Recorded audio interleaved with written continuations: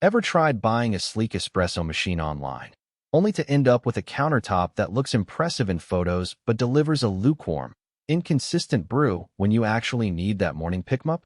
I've been there more than once, and the disappointment isn't just about the coffee, it's the wasted space, the extra cleaning, and that lingering feeling you paid for a promise you never got.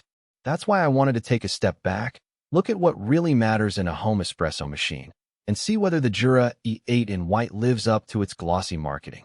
Link is in the description if you want to check the product details on Amazon. First off, let's talk about the daily rhythm most of us have with a coffee maker. You wake up, maybe press a button or two, and expect a decent espresso within a minute or so. The Jura E8 markets itself as a one-touch, be-anti-cup system that supposedly handles grinding, dosing, tamping, and extraction automatically. In practice, that automation does shave off a lot of the manual steps that can trip up a home barista. When I set the machine up on a typical kitchen counter, the water reservoir slides in without any fiddling, and the bean hopper holds enough beans for a week's worth of drinks for a small family. The real win shows up when you're juggling a quick breakfast and the kids are already demanding their drinks.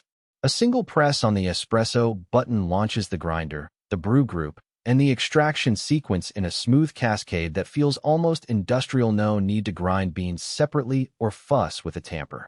For people who value speed and minimal hands-on effort, that workflow is a genuine strength. Now, the Jura E8 isn't just about speed, it also promises consistency. The machine uses a pulse extraction process that, according to the brand, adjusts pressure on the fly to keep each shot within a tight flavor window. In my everyday use, that translates to a shot that tastes reliably bright, with a decent crema that holds up for a few seconds, enough to enjoy a latte art experiment if you're feeling fancy. The real test, however, came after a few weeks of regular use. I noticed that as the bean hopper emptied, the machine automatically adjusted the grind size a bit finer, keeping the brew time steady. That adaptability means you don't have to manually tweak settings every time you switch from a light roast to a darker blend, which is a practical advantage for anyone who likes variety without becoming a grinder tweaking nerd.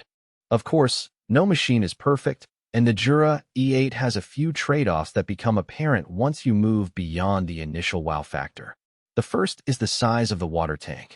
While it slides out nicely, it holds about 1.9 liters, enough for a handful of drinks. But if you entertain guests or run a small office, you'll be refilling it at least a couple of times a day. That's a small inconvenience that can feel annoying when you're in the middle of a busy morning rush. The second hidden cost is the cleaning routine.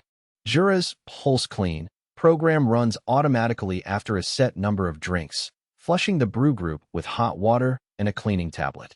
That's convenient, but the tablets aren't cheap, and you have to remember to order them before you run out. If you skip the cleaning cycle, you'll start noticing a slight bitterness in the coffee after a week or two, which is a clear sign the machine's internal pathways are getting clogged. So while the cleaning process is automated, the ongoing expense and the need for disciplined maintenance are worth keeping in mind. Another practical concern is the milk frothing system. The E8 comes with a built-in frother that creates a decent microfoam for cappuccinos and lattes, but the milk tube is a fixed, non-removable component. If you're the type who likes to experiment with oat, almond, or soy milks, you'll find the frother works best with whole dairy milk.